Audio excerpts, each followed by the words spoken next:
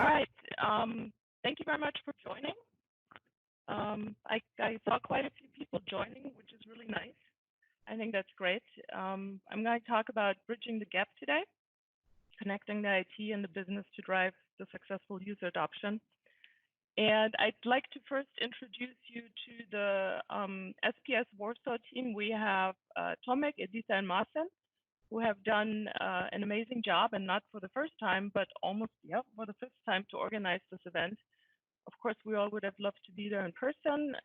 It's been moved to September the 12th, so I do hope I'm going to see some of you there in September then, when all the things have eased up a little bit. In terms of sponsors and partners, these events still need sponsors to be possible. And if we were now all sitting in the same room, I would ask you to stop by their booth to say hi. But in lieu of this, I would just say, if you see names here that you haven't seen before, why don't you go check out their website and see if there are any services that might be interesting to you.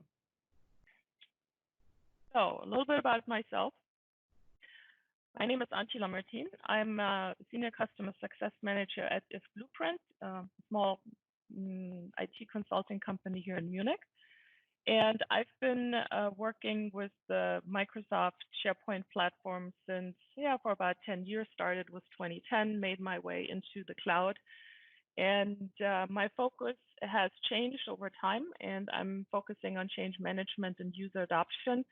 You do see my profile links down here. Feel free to connect with me.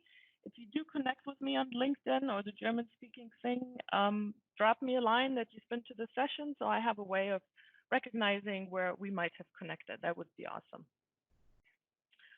All right, so the next thing I would like to do is actually to get to know you a little bit better, so I actually know who's on the phone. I would like to ask you to go to your device, go to menti.com and use this code. And my first question to all of you is going to be, do you work in IT or are you on the business side of your organization?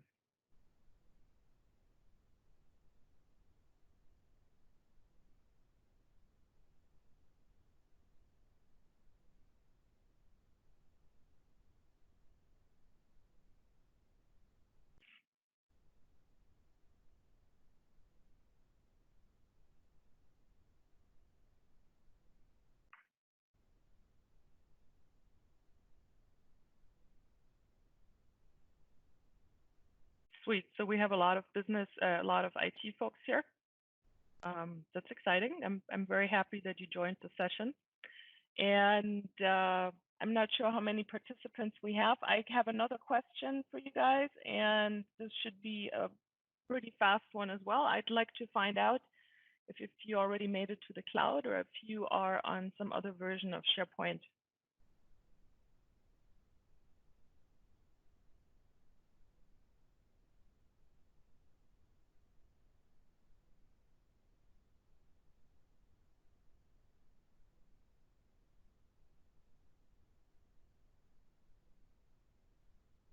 Good. Many of you are already in the cloud. Wonderful. Thank you very much for that. So just another note, feel free to ask questions and chime in. Unmute yourself, and then when you're done asking a question, just mute yourself again. So let's get started here. So how does it usually work in the company? The company decides we're going to the cloud, and naturally what we gravitate towards, I mean, I'm based in Germany, is GDPR. What's the deal with data security? If somebody could, I hear some background noise, so I think if somebody could mute themselves, that would be great. I'll just keep talking until you guys tell me that you can't hear me anymore. All right, so GDPR is a big topic here in Germany, but possibly in other countries, of course, as well. Then you start thinking about the securities, identities, then, of course, the licenses. What type of licenses do we need? How do we go about it? Then comes the next question. Well, are we going to roll out Teams first, OneDrive, SharePoint? Some end users might say, well, we really want Teams, but we don't want SharePoint. So there might really not be that much clarity there that it's really connected. And then you have to think about the network. So it's natural to start diving into all these technical questions. I personally think they're rather easy questions. I mean, you research and then you weigh it and then you make a decision. But the end user and the business side oftentimes remains very fuzzy. And then you roll out the solution, and after a few months or so, if you try to gather some feedback, you might actually realize that, well, not that many people are using the technology. And then all of a sudden the realization comes that technology did not necessarily solve all the problems. Now, we are obviously right now in some very interesting time and trying times. We have to work from home. Life as we know it with social interactions has pretty much shut down in a lot of countries where we are. So users are more forced into these technologies, especially with the online work now or the home office work. But it still doesn't mean that technology actually solves all the problems. So then if you think about it, well, there are really a lot of products within the Office 365 platform. And I don't know how you feel about it, but I think it's no wonder that businesses and end users can actually feel overwhelmed by that. And I do think that even with the situation that we have now with this virus, I don't think that's going to change much. I think people will still be overwhelmed. So with that, with those changes in the cloud, we really had some challenges that came up for IT. And these are some of the challenges that I think businesses and IT departments see today. Well, for once, we have faster release cycles, right? A lot of you I've seen were in the cloud, but some of you were still in older SharePoint versions. But I'm sure you remember the times when we had a 3-year release cycle.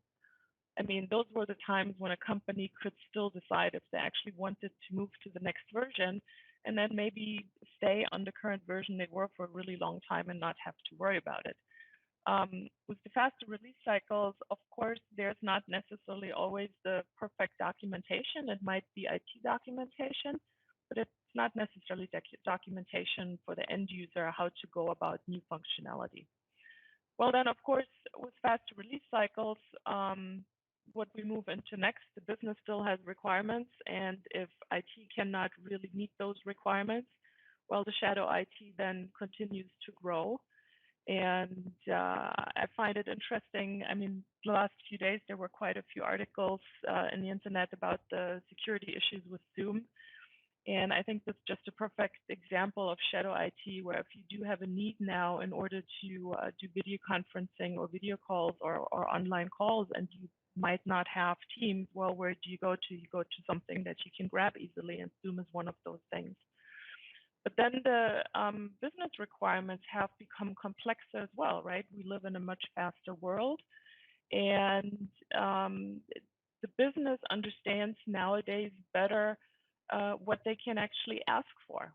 And if IT cannot deliver it, well, or if IT gives an answer, but the answer might not be what the business side actually likes, well, then the business nowadays can research it, right? We have all become smarter in a way because we have information at our fingertips like we have not have it ever before. And then the last part, the challenge we have also on the IT side is the aging workforce. So baby boomers are going to retire in droves over the next 10, 15, 20 years. And with that, we're going to have a lot of really solid knowledge walking out of those companies. And when I work with clients and they're asking about knowledge management, I find that the biggest challenge IT or generally companies have nowadays that it's the knowledge in the heads of the people based on their experience that's walking out the door. So these are challenges IT are facing today. And when you look at it from the business side, of course, the business has its challenges as well. For once, the processes have become faster, right? So we have faster technology. This faster technology also enables faster processes. I find that the time to think and the time to plan is not really there anymore. The business side might have to actually make faster decisions because if they're not fast enough and if they don't do that well, then maybe the competition down the road is going to get ahead in the marketplace. So this is one of the challenges the business side faces today. But then also increased cost, because these technologies cost money, and it's not like it's in the books only of the IT department. Typically, they get divided up, and the business has to pay for it just the same way. But then another challenge also that there are really increased expectations of the IT team members, right? So the business now says, well, we have these type of processes, and maybe we want to digitalize them or we want to make them better. And maybe on the IT side, the IT side was not really used too much to engage the business early on and to really find out what they want.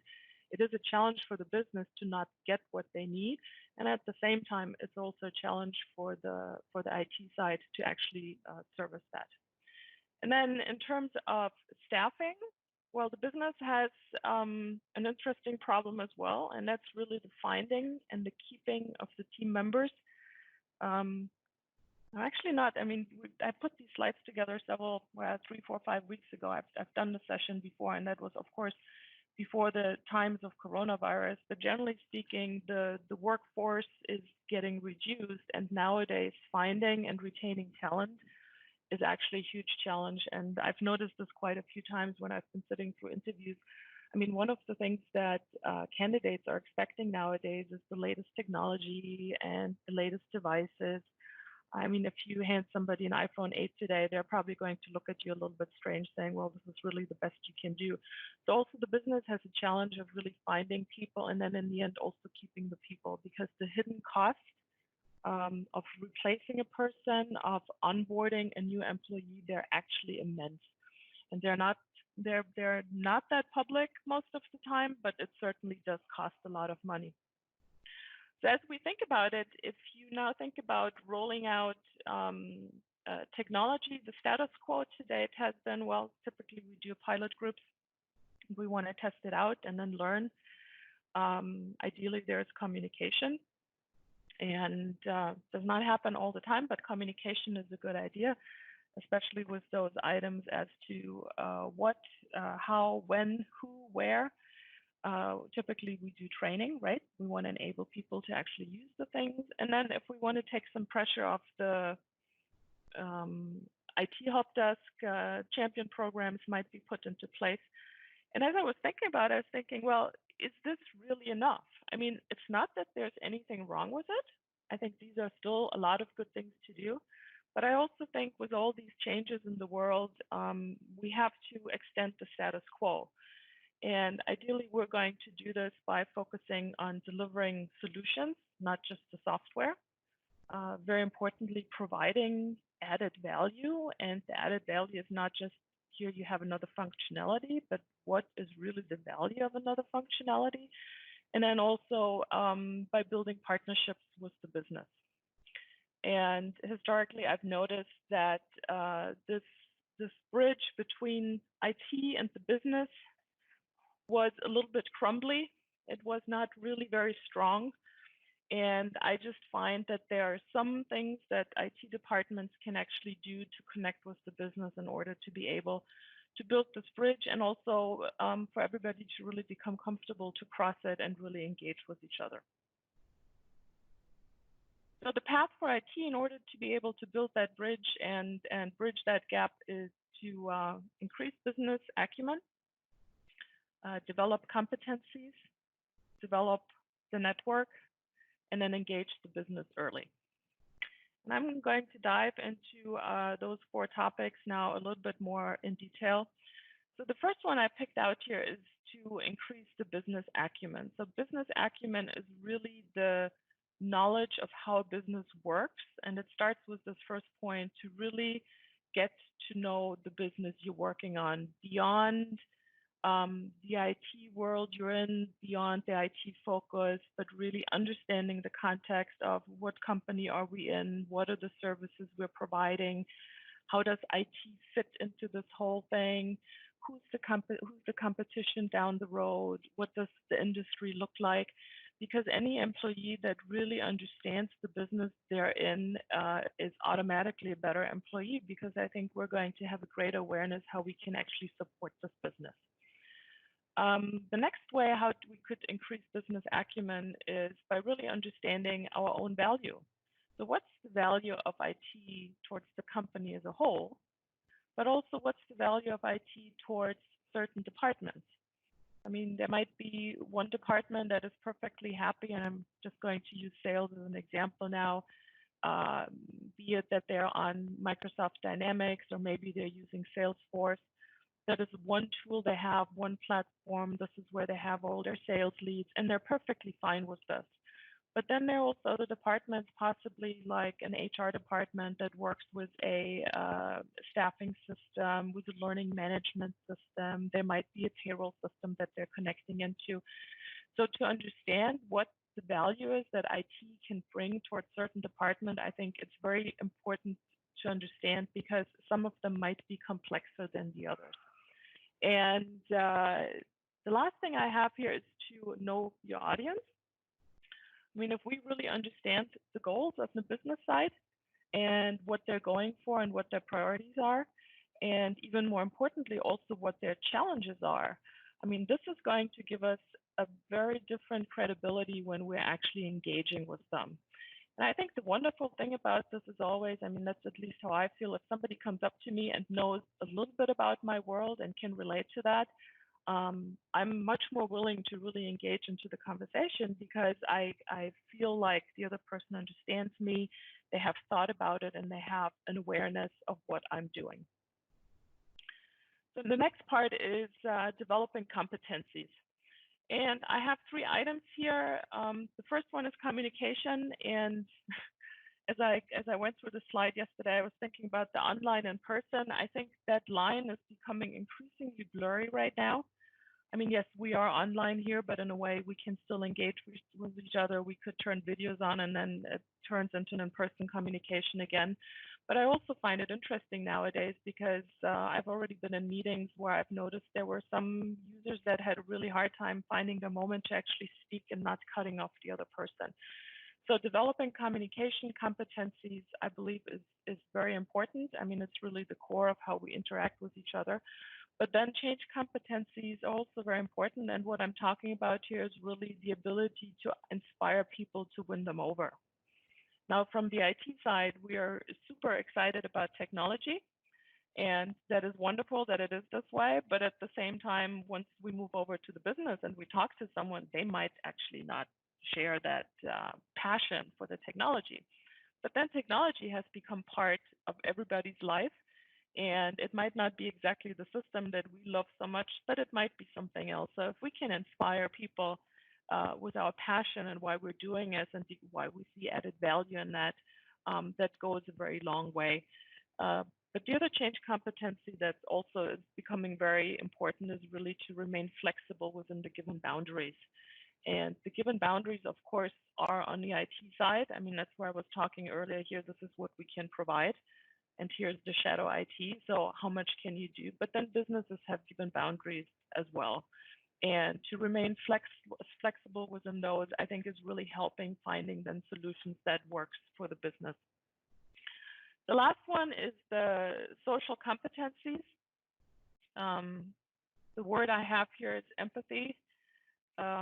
What do I mean by that?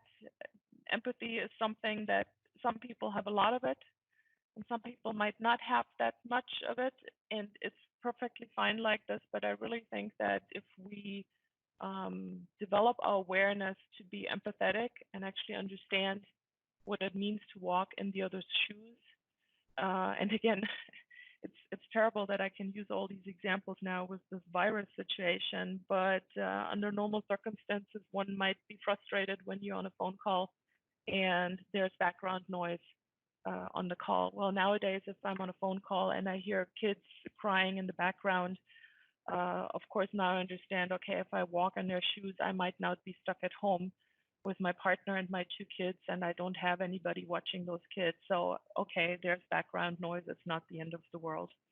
Now, coming back to the business side, I think it's also very important to be generally aware of hot topics. And by that, I mean really topics that are going beyond the IT department. What's going on in the company? If a change has been announce, say, a restructuring in organization, it might not have anything to do with IT. But if other departments are affected by this, I mean, it is going to have an influence of how well we can work with them together. So general awareness is certainly a good thing. And then also just being aware that we are, from the IT side, really providing a service. And if we think about it, every time I have to fill in what industry I work in, I'm kind of thinking I'm working in the service industry, because regardless if I'm working for a consulting company and providing those services, or if I'm within an IT department internally, it is still a service that I provide to my coworkers and colleagues. But as we develop these competencies, accessibility becomes possible. And to that, I want to share a little story out of my own work life. I used to work for a company, and when I joined them, I joined an IT team of 18 people. I was the only female. There were 18 guys, and most of them had either a beard, they were bald, or they had a tattoo. And most of the IT space in that office was actually completely dark, because they turned the lights off because they were feeling more comfortable to work in the dark in front of their computer screen. So as I walked into that department, I was thinking to myself, whoa, if I came from the business side now and I had a question here, I mean, the moment I walk into a dark room, more or less, with folks that might look a little bit different from me, I don't know how well that works with accessibility. So in that case, it was a really good idea to develop those competencies and really allow the business not to be scared and actually come in to seek the conversation. And by the way, I mean, apart from the looks and all these things, these were all wonderful guys, and they were very passionate about what they were doing. And once we were able to get over this first hub, over this first hurdle, they were also wonderful folks to talk to. So it was kind of an interesting story. Now, the next topic I want to get to is to develop the network. Network, I think, is one of the most important things in the world, and maybe nowadays, again, it's more important than ever before. Here, I strongly recommend that you don't wait for permission, but go for it, connect with folks, do it within as well as outside your organization. I mean, within your organization, what I have now in my company, we have every day at 12:30 a coffee talk. Usually we hang out in the kitchen together. We can't do this anymore, so no, we're doing it online. Anybody can join. If you don't show up, not a big deal. But also do it outside your organization. So as an example, we're here on this call. Make sure you connect with me afterwards, maybe even connect with each other, because you probably see each other, you see who's on here. So go for it. And the other advice I really would give there is prepare to give first before you receive. I mean, a lot of times it's not that hard to start a conversation, but if you're willing to maybe share something personal, such as how much fun your son had at soccer practice, you might find that you're going to open up a conversation here. The other person can find him or herself in it as well. And you already got the connection. And the best part is if you have a conversation where you talk about a few more personal things, you're actually going to remember each other much better. And then the last thing, which is really passion of mine, just make it a habit to give. And you will be surprised as you develop your network and you are willing to give and to share your information, the information you have or your experience, opportunities will arise. And I mean, typically, if we were now in the same room or at the same location at Microsoft in Warsaw, I would love to have a conversation with some of you after my session, and we would find something, a common topic, and maybe an opportunity would come out of it. Because at the end of the day, we all learn from each other one way or the other. But as you develop your network, you're going to be able to actually increase your visibility. And think about it this way. In the past, IT changes usually were initiated by the IT department. But as you start having these relations and understand how people work and know them across different departments and maybe across different locations, they might actually come up to you and ask you for help here and there and make it easier to connect. So then the last focus I have, I believe it is the last one, focus for IT, is to engage the business early. This is really about creating awareness. that something is about to happen. We're about to build something here. We're going to have an IT change. If you do engage the business early, you're going to recognize hurdles and possibly challenges that you did not know that they were there. It's also going to help to really understand the culture. And there, I think it's always interesting. We talk about company culture, but I also find that there's often one culture within a company. And then depending which department or location you work with, there is another underlying culture there. And I think the culture is very much driven by the behavior of management and leaders within an organization. And they're not necessarily always on the same page. So engaging the business early is going to give you an idea, who am I dealing with, what might be some challenges that I didn't see before. And then you're really going to be able to develop the solution in collaboration with the business. You're basically entering a partnership. You're kind of on par, you're on the same level, and you can really work together hand in hand in order to make something happen. So as you engage the business early, one good idea is to define user personas and use cases. And I do find this right now with a private project that I'm doing, trying to help my kids' school to actually do online collaboration. I'm going to have a meeting later on today, and I'm curious how this first conversation is going to go. And it's really understand how to know who your user personas are, and also the use cases and why would you do this. Well, first of all, once you know who your audiences are and how they work, this is going to give you a really good understanding which Office 365 product might support the smarter collaboration. I mean, everybody talks about Teams, and it's the greatest thing, and we're having this conversation here on Teams. But the reality is also that Teams can become very overwhelming once you're a member in many different teams. You have your one-on-one chats, you have your group chats, and so on. So that might not work for every organization. Well, I think it does work for the organization, but it might not work for every department. So this is important to understand that. Then it's going to help you really to prioritize your product rollout. Well, what do you go out with first? Is it Teams? Is it SharePoint? Maybe if it's communication across many locations, international, maybe Yammer is even in the mix, right? Or maybe a company says, no, you know what? We actually need an intranet because we have our content, our published content in so many different places, and we have a really hard time connecting folks that way. Once you know user personas and you have use cases, it's much easier to prioritize that. But it also really gives you an understanding of what the team members really need, not what you think or what we think the team members need.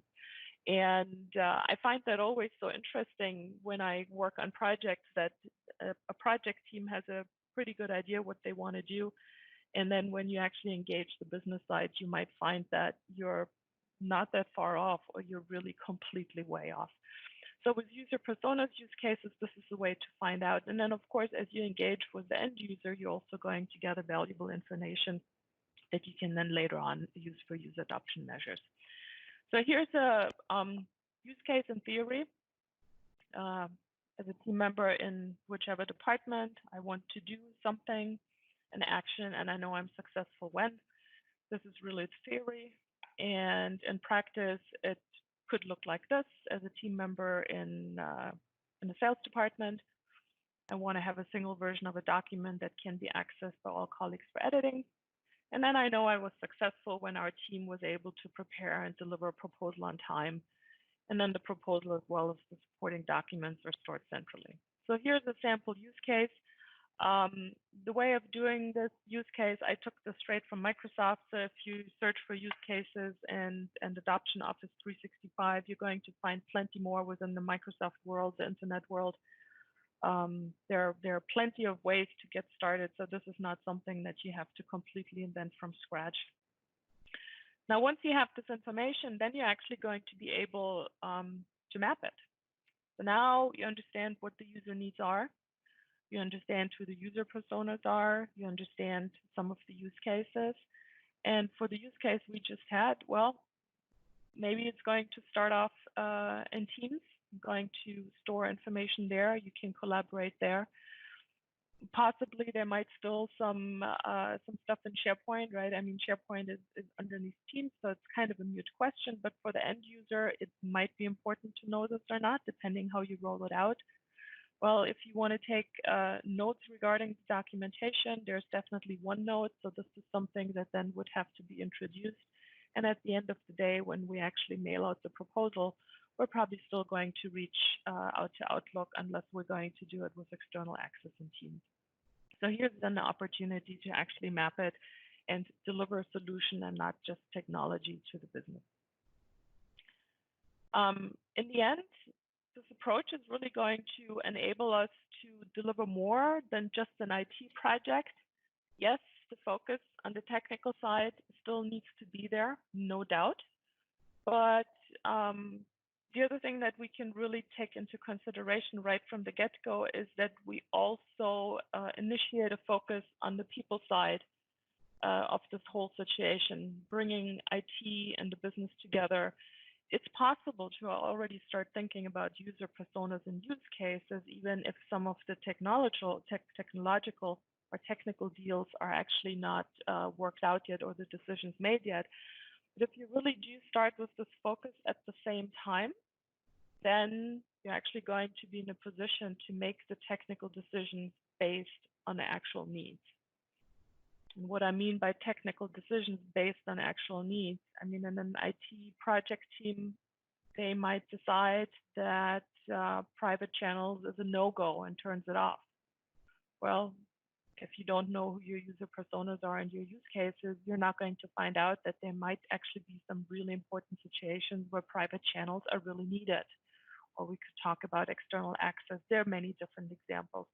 So make it more than just an IT project by focusing on the technical part as well as the people part right from the get-go.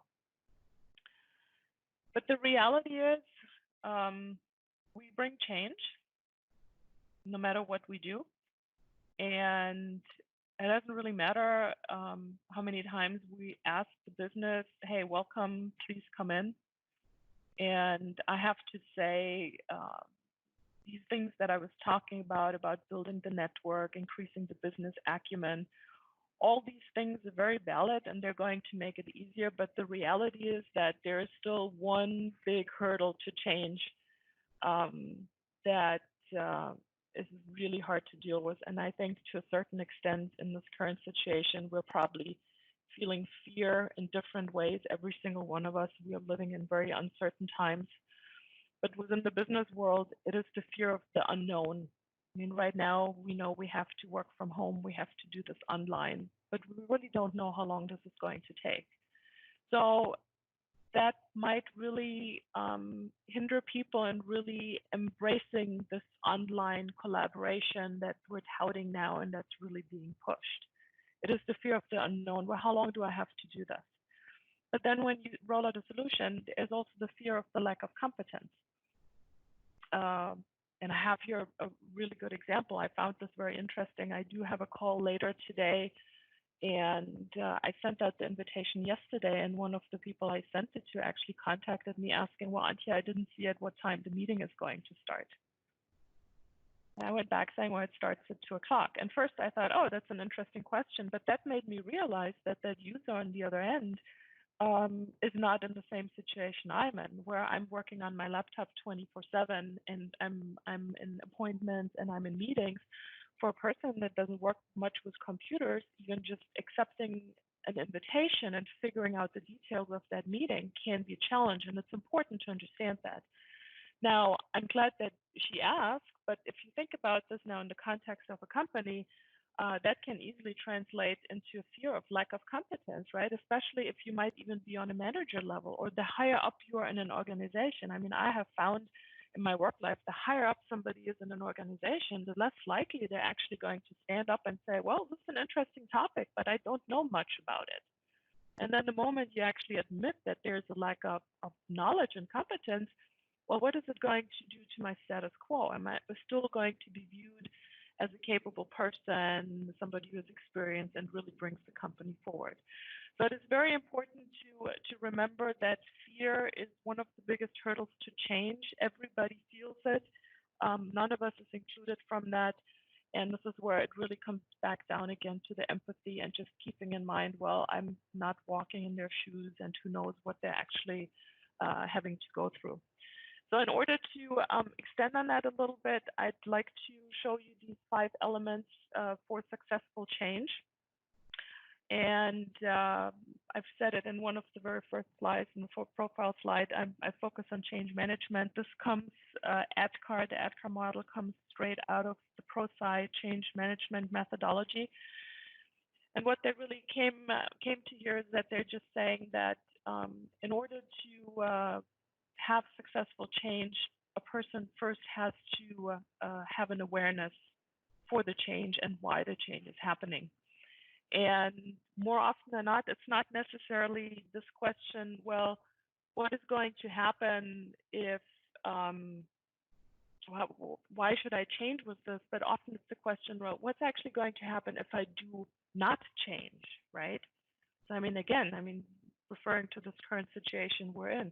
Well, what happens actually if I refuse to get into online meetings, right? I have a fear of messing up. Maybe I can't mute myself, or my video comes on. Well, how am I going to go about this? But if I actually understand, well, I need to change in order to keep our business afloat in these trying times, then I've created an awareness. And the moment I have this awareness that it not only is to my advantage, but possibly also my company's advantage, I can actually then develop the desire to really participate in this change and start to opening up for this change and making sure that I'm going along. With the desire and the team members we have, well, then the next question, of course, comes is the knowledge, right? Just like I said earlier, there was this lady, she has an invitation, but she didn't see where the time was. So now we actually need to relay knowledge to the team members on how to use things and how to do it and where to click.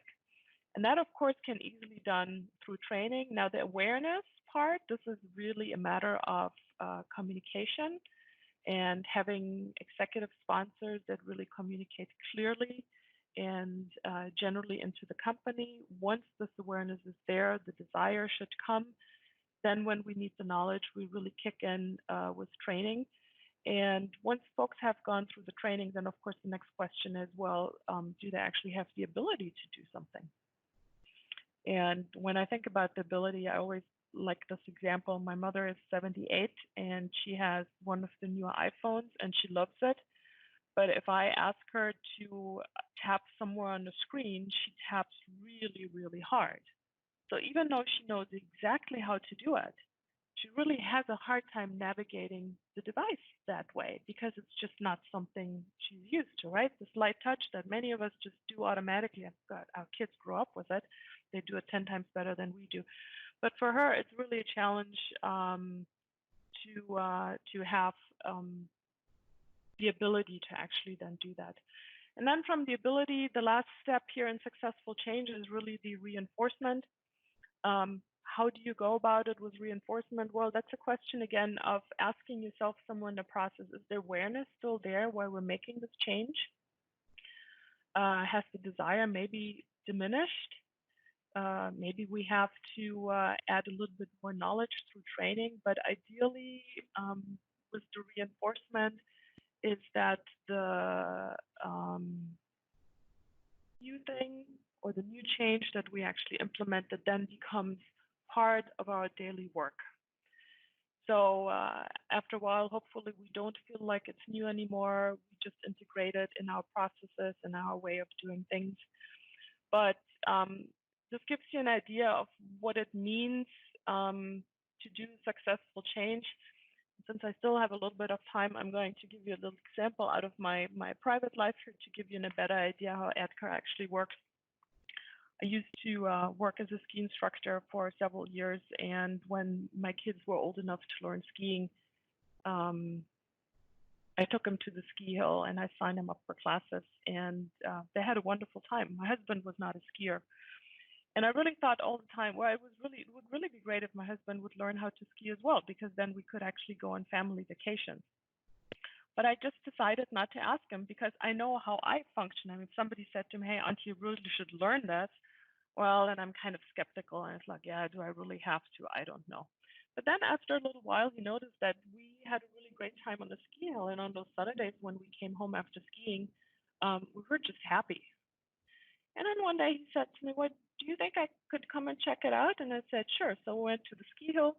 Um, he watched us put our gear on and go out on the hill, and he watched it. And he did that a few times. And then at some point, I noticed that he actually started to develop the desire that he wanted to participate in that. And that's when the next step came as in, "Hey, could you teach me?" And I said, "Well, I'm not going to do it, but sign up for a class." And this is where he went into this next phase of the acquiring the knowledge. So he took classes, he learned how to ski, he really had a wonderful time, and this is how he was moving in his own way and on his own timeline through this change. And then the next part was the ability. Well, did he have the ability to ski? Absolutely. I mean, he's doing great. He was, in the end, he talked more about skiing than I did.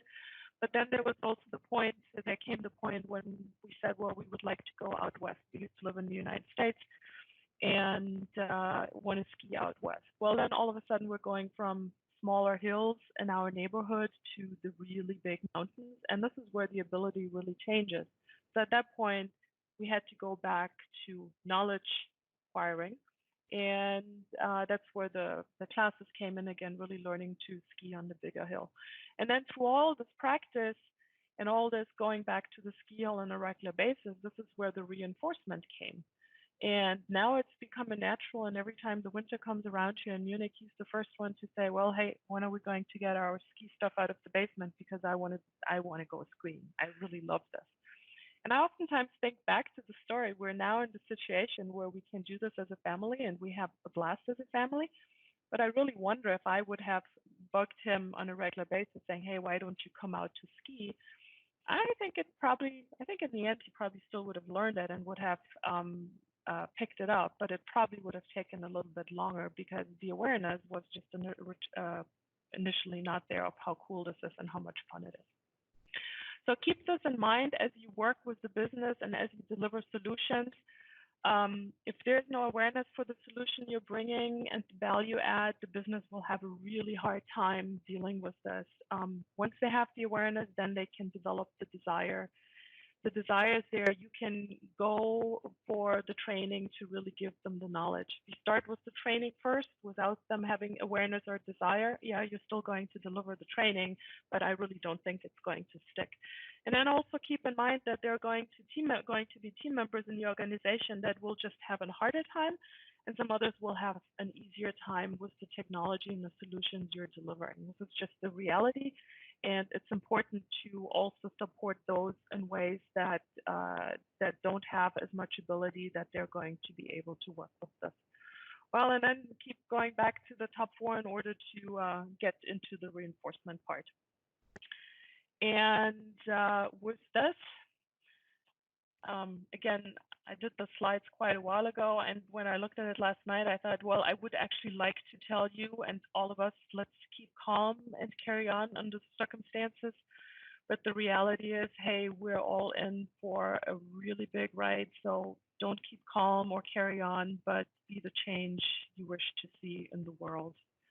And with that, I'm going to move on here to this last slide.